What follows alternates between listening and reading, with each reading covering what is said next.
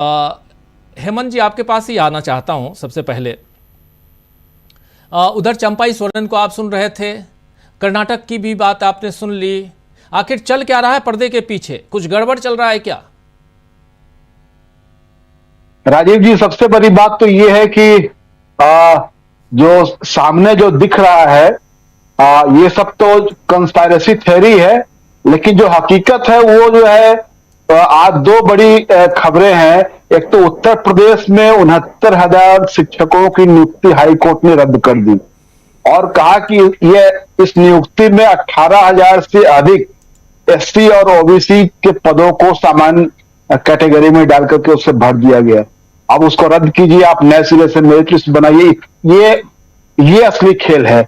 देश के पहले ओबीसी प्रधानमंत्री, जैसा वो क्लेम करते हैं कि हिंदुस्तान को पहला ओबीसी प्रधानमंत्री भाजपा ने दिया, नरेंद्र मोदी जी के रूप में, और उनके राज में आरक्षण के साथ ओबीसी, खास करके ओबीसी के आरक्षण के साथ जितना बड़ा खिलवाड़ हो रहा है वो आप देख लीजिए। जो एक खबर है कि जो यूपीएससी ने एक विज्ञापन जारी किया है कि 45 संयुक्त सचिव, उप सचिव, डायरेक्टर, डिप्टी डायरेक्टर, इन पदों पर लैटरल एंट्री से उनको भरने के लिए, उसमें कहीं कोई आरक्षण की चर्चा नहीं है जैसा कि होता रहता है। लेकिन ये याद दिलाने की बात यह है कि इस बात को आज तेजस्वी यादव ने उठाया है कि अगर ये लैटरल एंट्री में आप आरक्षण नहीं दे रहे हैं तो सीधा हकमारी कर रहे हैं लोगों की। तो ये तो एक बड़ी बड़ी खबर है ये सब कि जो हकीकत जो सामने है, जिसके लोगों का हित जुड़ा हुआ है। अब चंपई सोरेन जी तो कहीं जा नहीं रहे हैं। उन्होंने कहा कि मैं तो अपने घर जा रहा हूं टाटा नगर, और आप कह रहे हैं कि वो दिल्ली की फ्लाइट पकड़ रहे हैं। तो बीजेपी के लिए मुझे लगता है कि अभी जो चुनाव आयुक्त महोदय, मुख्य चुनाव आयुक्त महोदय ने जो चुनावों की घोषणा की और महाराष्ट्र को छोड़ दिया, जहां की करना जरूरी था, क्योंकि वो समझ में नहीं आता है कि जो शेड्यूल बनाया गया उसमें वहां क्यों नहीं किया। तो पूरा लगता है कि जैसे कि बीजेपी को स्पेस देना है कि आप इस दौरान जो मन करे वो कीजिए। और जो तथाकथित ऑपरेशन लोटस जो है, एक बार तो झारखंड में उनका फेल कर चुका है, वहां कुछ नहीं कर पाए। तो ये जो इस तरह की खबरें फैलाई जा रही है, तो उसके पीछे मकसद ये है कि मूल मुद्दों से ध्यान भटकाया जाए। प्रधानमंत्री जी ने इतनी चिंता की दिनेश की जब वो स्पर्धा से बाहर हो गई, लेकिन उसके बाद आज जब वो भारत लौटी हैं तो उनके बारे में, उनकी पार्टी के प्रधानमंत्री जी को तो छोड़ दीजिए, उनकी पार्टी के कोई व्यक्ति उनको वहां एयरपोर्ट पर नहीं गया उनसे सांत्वना जताने के लिए, उनको रिसीव करने के लिए। बहुत सारे लोग, कांग्रेस के लोग गए, बहुत सारे उनके गांव घर के लोग गए, उनके राज्य के लोग गए, लेकिन ये लोग नहीं गए। तो ये जो पूरा सीन है, उस सीन में आप साफ साफ दिखाई देता है कि बीजेपी के लिए जो मुश्किलों का दौर शुरू हुआ है, वो उसका काउंटर करने के लिए उनके पास जो कुछ है उसमें बहुत ही निचले लेवल का औजार सब है। जैसे कि अब राज्यपाल का इस्तेमाल करना है, धनखड़ साहब जो राज्यसभा के सभापति हैं उनका इस्तेमाल करना है, स्पीकर जो लोकसभा के हैं उनका इस्तेमाल करना है, और उसके बाद मुख्य चुनाव आयुक्त तो है ही जिनका इस्तेमाल करना है। और दूसरे कि अब 15 अगस्त का कोई समारोह हो रहा है, तो उस समारोह में एलओपी जो लीडर ऑफ ऑपोजिशन है उनको पीछे बिठा करके और ये जताना है कि आपकी हैसियत मेरी नजर में कुछ नहीं है। तो ये पूरा जो सिनारियो है, पूरा जो दृश्य है, उस दृश्य में ये दिख रहा है कि बीजेपी के सामने, प्रधानमंत्री जी के सामने आगे आने वाले चुनावों में जो जम्मू कश्मीर का है, हरियाणा का है, उसके बाद फिर महाराष्ट्र का चुनाव है, झारखंड का चुनाव है, इन चुनावों में उनके पास जनता के बीच में अपनी कुछ बात लेकर के जाने, ठोस मुद्दा लेकर के जाने का कोई ये है नहीं, कोई ठोस एजेंडा उनके पास नहीं है।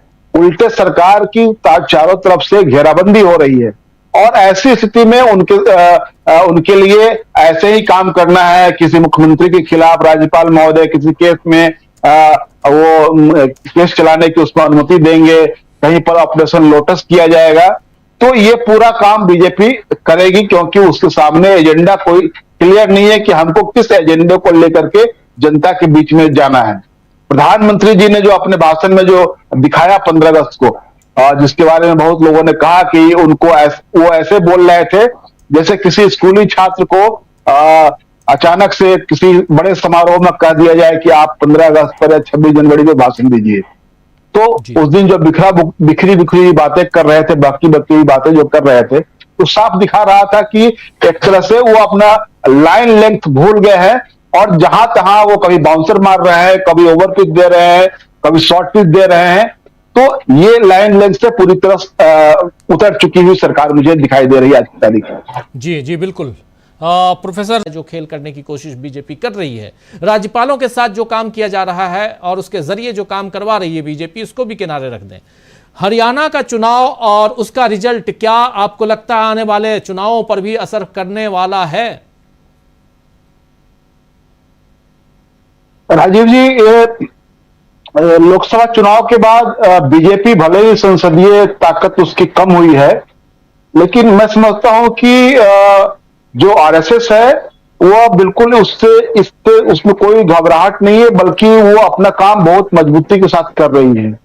और उसके पीछे उसका साफ साफ ये दिखाई दे रहा है कि जो मुख्य चुनाव आयुक्त ने जब प्रेस कॉन्फ्रेंस की थी और उसमें जो कुछ वो बोल रहे थे, वो पूरा एक तरह से लग रहा था बीजेपी के स्पोक्स पर्सन की तरह बात कर रहे थे। उन्होंने जब कहा कि वहां बुलेट के बदले लोगों ने बैलेट से जवाब दिया लोकसभा चुनाव के दौरान और कैसे माहौल बदल गया हुआ है, तो महाराष्ट्र का चुनाव न कराना अपने आप में आश्चर्यजनक बात थी कि महाराष्ट्र का चुनाव पिछले बार 2019 में वो हरियाणा के साथ कराया गया था। वहां रोकने का क्या मकसद है? तो मकसद ये साफ है कि आप बीजेपी को मौका देना चाह रहे हैं। इसलिए मौका देना चाह रहे हैं कि बीजेपी के एलाइज वहां पर आज की तारीख में अजित पवार की जो स्थिति है उसको देखते हुए, तो ये सिर्फ क्या मौका दिया जा रहा है कि इसके पीछे और खेल है। तो मुझे लगता है कि जो मुख्य चुनाव आयुक्त इतना आगे बढ़कर के जो कुछ स्टेप ले रहे हैं, तो उसके पीछे किसका बैकअप है? क्या वो ऐसे ही कर रहे हैं? क्या उनको लोकलाज नहीं है, उनको संवैधानिक मर्यादाओं का ख्याल नहीं है? तो बिल्कुल नहीं है, क्योंकि ये जो पूरा जो बैकअप है वो आरएसएस का बैकअप है। जो मैंने पहले कहा, जो लेटरल एंट्री वाला जो विज्ञापन आया है, इसके पहले जो नियुक्तियां हुई है, ये तो मुझे लगता है कि ये अब चीजें सामने सीधे आ रही है कि जितने लोग अब तक आए हैं उनका कहीं ना कहीं से बड़े पैमाने पर वो आरएसएस के कनेक्शंस के लोग हैं और उसमें बहुत सारे लोग चिन्हित लोग हैं। तो ये विपक्ष का काम है कि पूरा, हमको लगता है कि इसका स्कैन करके पूरे देश को बताएं कि कैसे ये भर्ती कर रहे हैं लोगों की एक तरफ से। तो आरएसएस पूरे ब्यूरोक्रेसी में राज्यपालों के जरिए तो वो कंट्रोल कर ही रहा है राजभवनों को, और पूरी ब्यूरोक्रेसी को कैसे कंट्रोल किया जाए, पूरे जुडिशियरी को कैसे कंट्रोल किया जाए, ये हम लोग इस मुगालते में न रहे कि बीजेपी संसदीय ताकत कम हुई है। उसके पीछे जो आरएसएस है वो अपने आप को बहुत चालाकी से मजबूत कर रहा है और ये सब जगह ये साफ साफ दिखाई दे रहा है। राजीव कुमार की इतनी हिमाकत देख लीजिए कि लोकसभा चुनाव के बाद जो 46 सीटें विधानसभा की जो खाली हुई हैं, वहां उपचुनाव आप क्यों नहीं करवा रहे हैं? आपने बिहार में रुपौली का उपचुनाव करा दिया और बिहार में 4 सीटें जो खाली हुई उसका चुनाव आप नहीं कराए। पूरे देश में 46 सीटें ऐसे खाली है, उसको आप नहीं करवा रहे हैं। बीच में जो राज्यसभा का चुनाव होने वाला है उसमें जो नंबर गेम था उसको प्रोटेक्ट करने के लिए माना यह जा रहा है कि उसको प्रोटेक्ट करने के लिए आप कुछ ऐसा खेल कर रहे हैं। तो ये देखने की जरूरत है कि ये किस लेवल पर एक पर्दे के जो आप कह रहे हैं कि पर्दे के पीछे क्या चल रहा है, तो पर्दे के पीछे सिर्फ बीजेपी नहीं चलवा रही है, पर्दे के पीछे आरएसएस भी अपना पूरा गेम कर रहा है। आरएसएस भी इस दिशा में जा रहा है और ये ब्यूरोक्रेसी में हो या सेना में हो, अग्निवीर के जरिए भी बहुत ये आरएसएस की एक पूरी पलटन वहां तैयार की जा रही है। तो ये जो है, ये जो पूरा साफ जो दिखाई दे रहा है, ये भी पर्दे के पीछे पूरा बड़ा खेल चल रहा है और आरएसएस इतना जल्दी हथियार डालने वाला नहीं है। बीजेपी भले लगे कि पस्त हिम्मत उसकी दिखाई दे रही हो, लेकिन आरएसएस मजबूती के साथ काम कर रहा है। पर्दे के पीछे जो ये खेल चल रहा है, इसमें मुझे लगता है कि आज की तारीख में कोई लड़ता हुआ दिख रहा है वैचारिक आधार पर, जो सीधे टकरा रहा है, सीधे वैचारिक लकीर खींच रहा है बीजेपी आरएसएस और के साथ, वो राहुल गांधी है। बाकी का विपक्ष जो है वो एक तरह से खुल करके और सीधा टकराने की ओर आगे नहीं बढ़ता हुआ दिख रहा है। और मुझे लगता है कि संपूर्ण विपक्ष के सामने अब ये चुनौती है कि आप इन चीजों का पर्दाफाश करें। एसएपी जो है वो आरएसएस के इशारे पर बहुत सारे प्रशासनिक निर्णय लिए जा रहे हैं, और जो हम लोग चिंता जाहिर करते हैं कि जो संस्थाओं पर कब्जा इनका होता जा रहा है, तो संस्थाएं सिर्फ इनके इशारे पर नहीं नाच रही है, बल्कि उन तमाम संस्थाओं में इनके लोग बढ़े जा रहे हैं। आप यूपीएससी वाला तो मामला आपने देखा ही है, उनके चेयरमैन बीच में रिजाइन करके गए। तो जैसे जैसे चीजें खुल रही है, साफ साफ दिख रहा है कि तमाम जगहों पर ये इस तरह का नियंत्रण स्थापित किया जा रहा है। तो इस नियंत्रण का फायदा किसको होगा? इस नियंत्रण के जरिए वो क्या हासिल करना चाहते हैं? हासिल ये कर, जब अमित शाह कहते हैं कि हम 35 सालों तक कोई हिलाने वाला नहीं है, तो ऐसे ही आप उसके लिए कुछ ना कुछ तो इंतजाम कर रहे हैं। ये एक तो परसेप्शन भी बनाना है, और दूसरा कि इसके पीछे बैक टू बैक कुछ ना कुछ आप इंतजाम कर रहे हैं। तो ये साफ साफ दिखाई दे रहा है कि आप ब्यूरोक्रेसी में, सेना में, इन तमाम जगहों पर, राजभवनों में किस तरह से मैनिपुलेशन के लिए अपने लोग भर रहे हैं और उसका इस्तेमाल कर रहे हैं। और ये चीजें धीरे धीरे और मजबूत हो रही है, ये कमजोर नहीं हो रही है।